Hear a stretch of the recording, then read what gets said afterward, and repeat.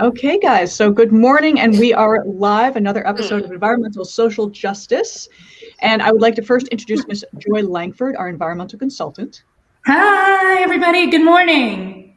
Good morning. And Mr. Joel Vendette, our in-house realtor and also expert on renewable energy and solar. Good morning. Good morning. So our special guest today is Miss Susan Wilking Horan. And Susan and I met many years ago through family connections, of course. And one of the things I wanted to bring up, we're doing things a little bit differently this week. Usually we talk about renewable energy and tech and engines, transportation. I think it's very important to discuss mental health right now and well-being. This has been a very challenging year for people. We've been in lockdown. People have not had emotional contact or social contact with people. We've all lost friends and family. So I wanted to bring Susan on board because she is an expert in well-being. And to talk about your many, many, many accomplishments, I had to write it down, so bear with me. So you are an attorney. You're an attorney, which is remarkable. I love that. You're an educator. You're a businesswoman. You're an author of, I believe, 5 books. I think I looked up 5 books that you've written, not just read, but written. and you are a 3-time cancer survivor, which is something I definitely want to discuss as well. But in addition to your legal work, you do licensing and merchandising with your husband at Fleischer Studios. So one of the books I have bought, Miss Betty Boop, that's one of the cartoon characters of Fleischer Studios. I believe Popeye is another one. And so you do all of the business. Popeye is not. That's a different. Now that was created. Also, that was not created. It was illustrated by Mark's grandfather, Max Fleischer. Oh, I did not know that. Actually, we do not own the rights to that character. How strange. Oh, okay. So we'll just talk about Betty Boop then, because she's actually one of my favorites. We'll talk about the other ones. And so in addition to all of the licensing and marketing and everything else, and the books that you've written, one of the things is how do you do all of this?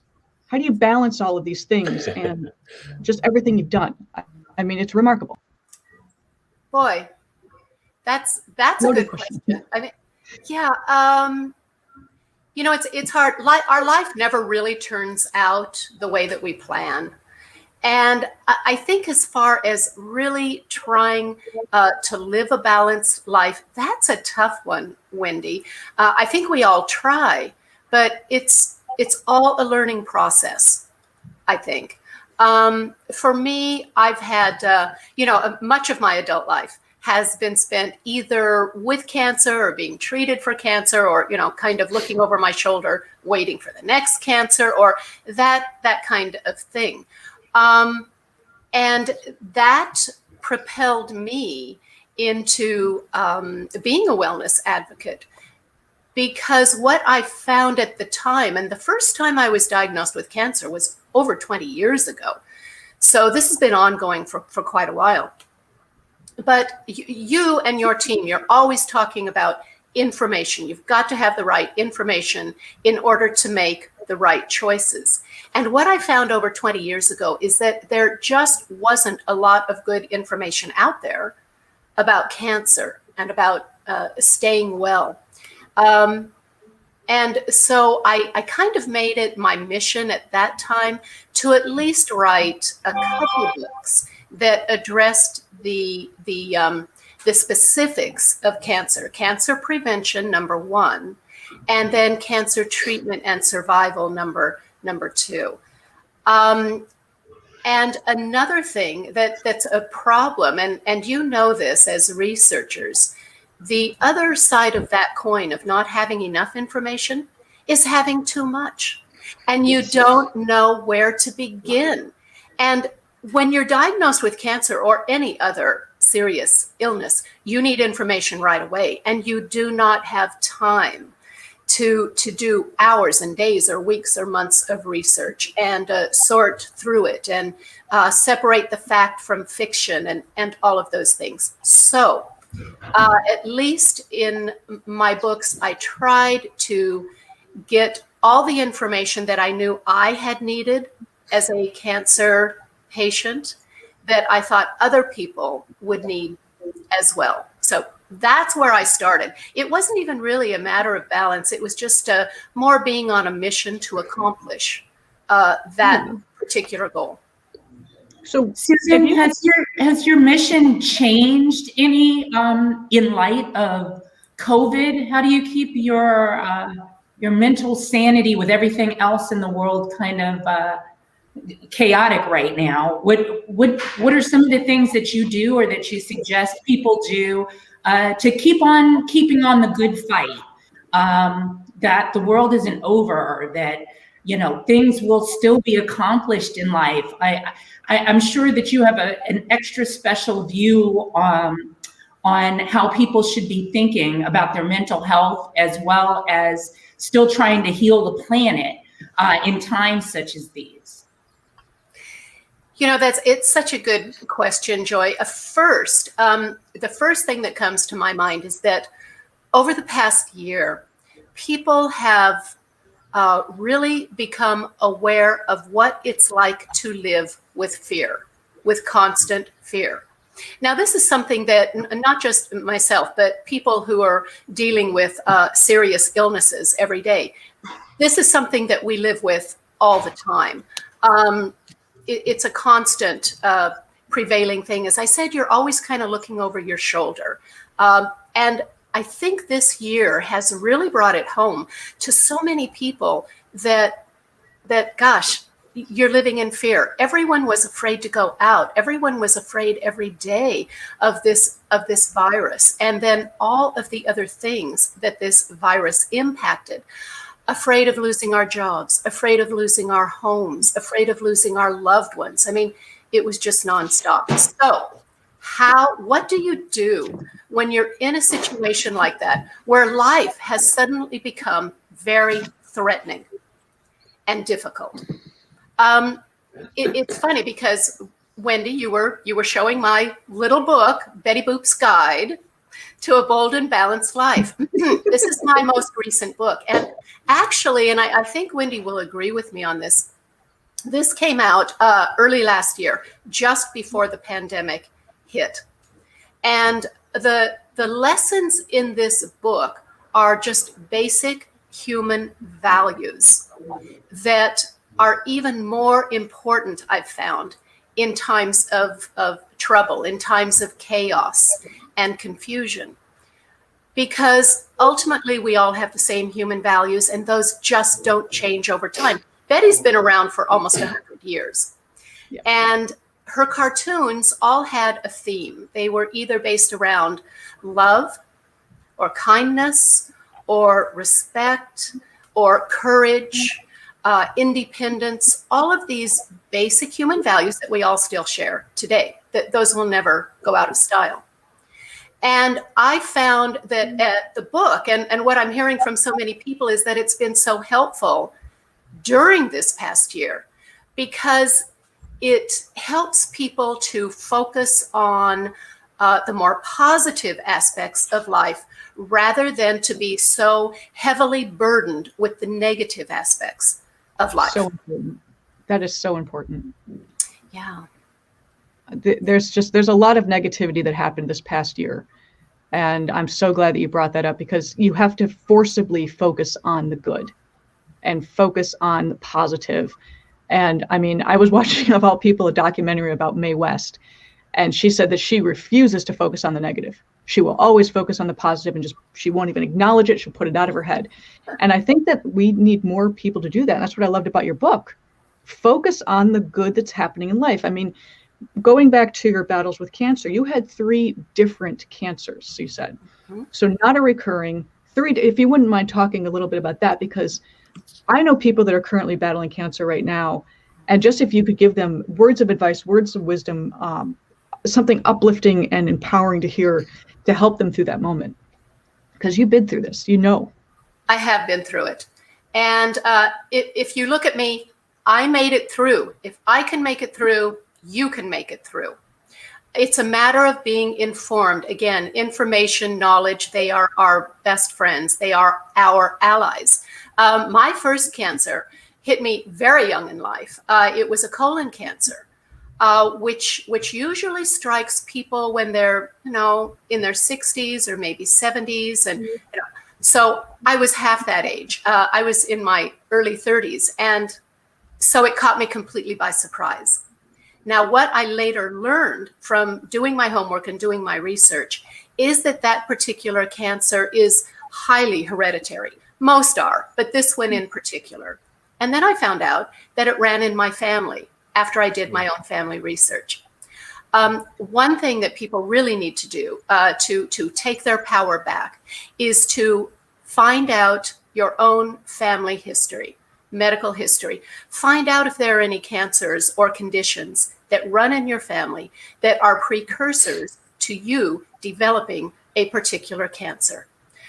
It's very valuable information. It will help you assess your risks. And then once you have your risks assessed and you understand your vulnerabilities, then you can meet with your primary physician. You can go on a complete schedule of appointments, and there are so many wonderful screening procedures that are available today. Because the one thing that people need to remember is that cancer, most cancers, like many other things out there today, it can be highly treatable, successfully treated, if it's caught early. Yes. But I don't want anyone to be blindsided like I was with my first cancer. It's not necessary. You need to be informed. I don't want people to be surprised. I want them to be informed, and I want them to be prepared. And the best way, one of the best ways you can do that, is to understand your family medical history. Very true. And also, knowledge suppresses fear. The more that you know, the less fearful you will be, because you'll understand what you're facing. That's just, that goes with everything in life, not just your health, but work, job, life, love, everything. But going back to what I loved, again, Betty Boop, humor. You've got to have humor in your life. And you're a big advocate of just, not only nutrition, you're a huge nutritionist. I forgot to mention that. You blog a lot about nutrition. Susan also has her own website. She posts all the time on Facebook, and it's, health and what you eat. What would you say if you had to pick like the top 3 things food wise that people could say 30? 30? 30. 30. This show isn't long enough. Okay. Yeah, that's really, really important, because first of all, 1/3 of all cancers, Wendy, can be prevented if we make some simple lifestyle changes. And one of those is to incorporate good nutrition. One of those, of course, is our diet. So if I had to say 3, let's say they're not quite magic foods, but they're really good for you, it would be fish that is very high in omega-3s and fatty oils, like salmon. Protein, you can always get your protein. It's better to stay away from fatty meats and start going with some leaner meats like chicken or turkey. Then there are lots of plant materials that are loaded with protein and vitamins. I mean, tomatoes almost universally are a very, very good source of lycopene, which is very good in protecting people from a lot of different cancers, including prostate cancer for men. And lots of different vegetables, salmon, lean meats like chicken. Eggs are loaded with protein and lots of illness preventing nutrients. Is that 3? Well, go ahead, Joy. And I think that also kind of just comes around to great mental health right now, especially right now. Everybody's been talking about the COVID-15 as far as, how many pounds 15. people are gaining. Only 15?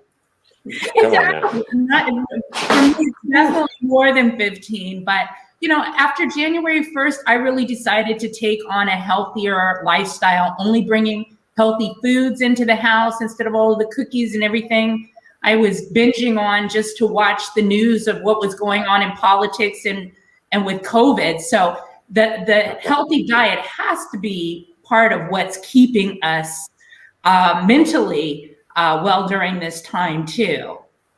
Oh, yes, absolutely, absolutely. I mean, when we're talking about good foods and good nutrition, we're not just talking about the physical body, you know, and how we feel physically and keeping a healthy weight and having our skin look fresh and that kind of thing. We're talking about mental health as well. They go hand in hand, and the right foods that we eat also feed our brain. And you're so right that it's very important. You know, and hand in hand with that, if we're talking about good nutrition, and like a third of the cancers and illnesses out there that can be prevented with nutrition and simple lifestyle changes, along with nutrition, we have to stick exercise in there. And I never advocate that we have to start going to the gym and working out 3 or 4 hours each day. It's simple exercise. Just move. All we have to do is get up and move a little. You know, 10, 12, 15 minutes a day, do some stretches. It does not have to be strenuous. Take a walk. It's one of the best things we can do, not just for our physical body, but for our mental state. A 15-minute walk, especially if you're lucky enough to be doing it in the sunshine, can increase your serotonin and your dopamine. It helps your neurotransmitters to produce more of these feel-good chemicals. It can elevate your mood. It makes you feel better. And in turn, it strengthens your immune system. Yes. I'm a huge advocate of walking. We have 2 large dogs that need 2 walkies a day. And due to my avid baking, everybody who's ever met me knows that I am what you call a stress baker. I bake all the time. So yesterday I made some cinnamon rolls, like big, I saw that picture. They looked yummy. I have to get rid of them. So after this, I'm walking to Century City to deliver them to my friend Mark, because I need them out of this house. They cannot be around. But talking about, getting up and moving, even if it's just a little bit, because some people, dead of winter, I grew up in Michigan and the East Coast, so you can't really take a 20-minute walk in below freezing temperatures. But one of the things you can do, and I hate to say this because this is not what I do, clean your house. I hate cleaning. Absolutely hate it. But man, that's good exercise. If you go, hard with dusting and everything like that, is really strenuous exercise. And that's what I would do when I would get cooped up and I'd be losing my mind in these dead of winters. But and the vitamin D, that you get from being outside. Yeah, and you just don't get that. Very important. It's very important for our mental outlook and for our brain. It just increases our brain power, vitamin D. So if you don't have natural sunshine, if, Wendy, growing up the way you grew up, do everything you can. And you're right, doing housework, working around the house or working around the yard, or if you're able to get out, do some gardening, anything you can do to just move. Walking dogs is a great release. Any physical activity at all, it not only benefits the body, it's very important for our mind and our mental outlook. And you mentioned humor and you mentioned Mae West earlier. Now, as you know, Wendy, one of our great friends and our neighbor was the comedian Phyllis Diller. And I love her. I could watch Phyllis Diller movies. And Phyllis, of course, lived to be 95. And she said this to me once. She said, "I will never get cancer or any serious illness. And you know why?" And I said, "Tell me." She said, "Because I laugh every single day." So I started writing on that. I did some research and I really looked into the benefits of humor and laughter and even smiling. And it's absolutely amazing. Here, I've got some notes here. Well, first of all, if you can laugh at all during the day, it reduces the level of our stress hormone cortisol right off the bat. And it also reduces our levels of adrenaline and epinephrine. This supplies us with a better mood and a more positive outlook. Laughing as I said earlier, it boosts our immune system. It increases our level of 1 GM and 1 GG and complement 3. You don't have to know what these things are. They're just chemicals in the body. But they are responsible for long-term cellular immunity. So these are boosting our immune system. Laughter activates our T cells. Now, T cells are the body's natural painkillers. And, I like to call these our cavalry.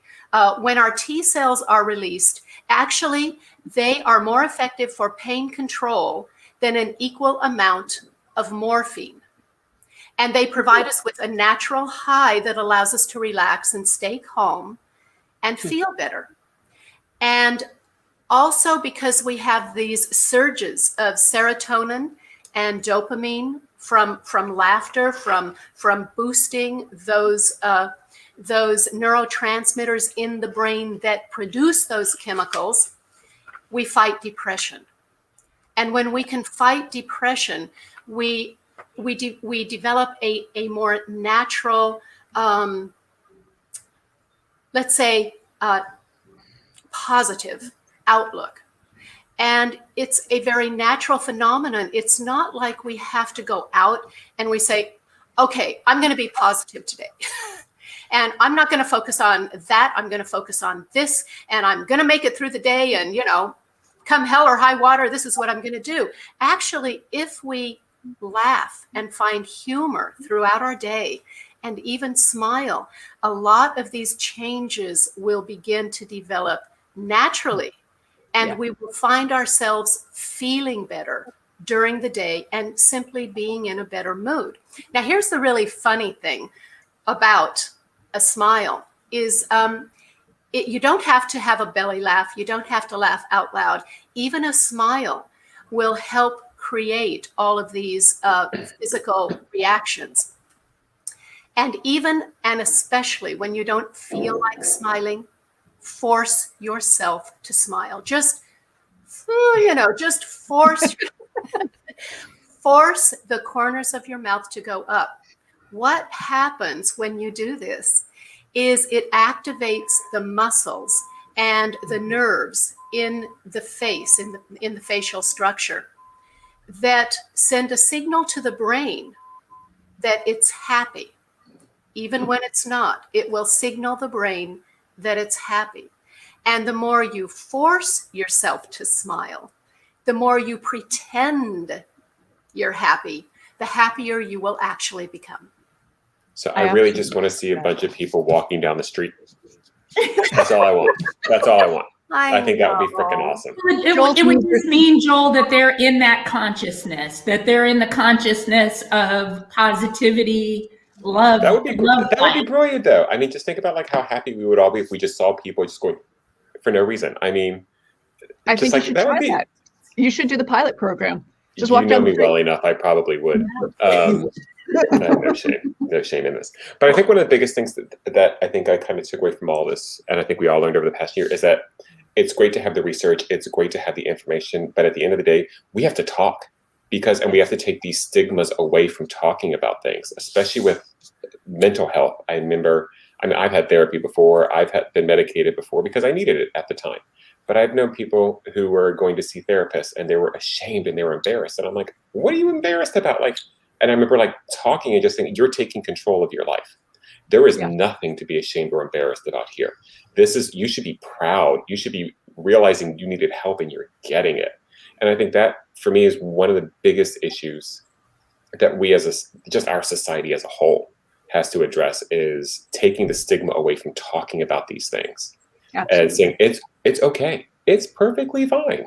And especially after last year of us all being cooped up, not seeing people, worrying about the fear of going outside. And now we're worrying about the fear of a fourth possible spike coming through.